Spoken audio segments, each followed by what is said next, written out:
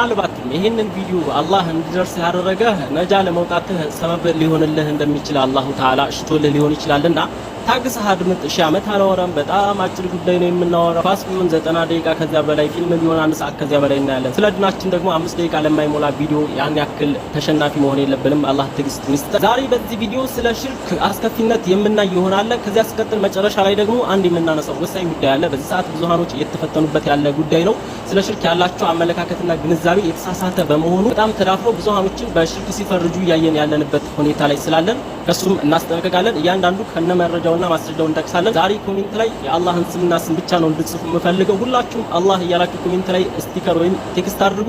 ኢንሻአላህ ከፍ አድርገን የአላህን ስም ኮሜንት ላይ ዛሬ እናሳያለን። ሌላው የሐቂቃ ሼር አድርጉ ስትባሉ መሰላቸት የለባችሁም። ቁጥር 1 መጀመሪያ ሼር ስታደርግ ባደረግከው ቁጥር ልክ ተጠቃሚው አንተ ስለሆንክ ማለት ነው። አላሁ ተዓላ ተውፊቁን ይለግሰን።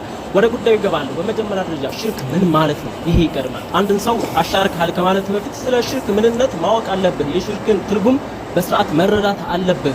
አስተውል። አንድን ሰው ሽርክ ሰርተሃል ስትለው ያ ጉዳይ ሽርክ ካልሆነ ጉዳዩ ወደ አንተ እንደሚመለስ፣ የሆነን ሰው ከፍርሃል ስትለው ያ ከፍርሃል ያልከው ሰውዬ ካፊር ሆኖ ካልተገኘ ወደ አንተ እንደሚመለስ እንግዲህ ሐዲስ መጥቶልናል። ስለዚህ እዚህ ጋር መቸኮል የሌለብን ጉዳይ ነው። መጠንቀቅ አለብን። ሰዎችን በሽርክ ከመፈረጅ ትክክለኛና እንደው ለዛ ቦታ ብቁ ከሆንን ምናልባት ሚነል ዑለማ ኢላ አካቢር ከተላላቅ ዑለማዎች ከሆንን ያንን ፈረጃ ልንሰጥ እንችላለን። ነገር ግን ያለምንም እውቀትና እንደው ዝም ብለን በጭፍን አመለካከት ሰዎችን በሽርክ መፈረጅ የለብንም። ሽርክ የሚባለው እንግዲህ ቀጥተኛ ፍቺ ምንድነው? ዒባደቱ ገይሪላህ አው ማአላህ፣ ከአላህ ጋር የሆነ ነገር መገዛት ወይም ከአላህ ውጭ የሆነ ነገር መገዛት ይህ ሽርክ ይባላል። ከአላህ ውጭ የሆነ ነገር አላህን ሳትገዛ ብቻውን ያለ ትገዛው ትችላለህ፣ ወይም የሆነን አካል አላህንም ትገዛለህ፣ ያንንም አካል ትገዛለህ። ይሄ ሁለቱም ሽርክ ይባላል። ምክንያቱም አንድና አንድ ሰውየው መገዛት ያለበት አላህን ብቻና ብቻ ስለሆነ ማለት ነው። መገዛት ሲባል ደግሞ ያው የዒባዳን ትርጉም ማወቅ አለበት። አንድን ሰው ስለተናነስክለት ብቻ ተገዛው ማለት እንዳልሆነ ሊታወቅ ይገባል። ሙዓዝ ኢብኑ ጀበል ከሻም በመጣ ጊዜ ለነብያችን አለይሂ ሰላቱ ወሰለም እኮ ሱጁድ ወርዶ ነበር አይደለ?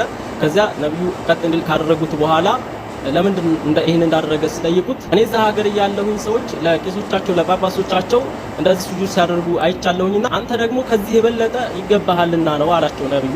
ከዚያ ላ ተፈዓል ይሄን አታድርግ፣ ምክንያቱም ለክብርም ቢሆን ሱጁድ ማድረግ አይቻልም። አሽረክተ ወይም ከፈርታ አላሉትም፣ አሽርካል ወይም ከፍርሃል አላሉትም። ማለትም ያንን ነገር ያደረገው ሙዓዝ ኢብኑ ጀበል ለክብራቸው ለልቅናቸው ብሎ ነው። አምልኮት ወይም ኢባዳማ ከሆነ ሱጁድ ማድረግ የማይጠበቅበትም። በማሰቡ በማመኑ ብቻ ከአላህ ውጭ የሆነ ነገር መገዛት ይገባዋል ብሎ ያመነበት ነገር ካለ ይሄ በቀጥታ ከእስልምና ያስወጣዋል። ሱጁድ እስካደረግ አይጠበቅም። ስለዚህ አሁን በአጭሩ ላስረዳቸው የፈለኩት ምንድነው፣ ሽርክ የሚባለው ነገር እጅግ በጣም ትልቅ ግዙፍ ወንጀል ነው።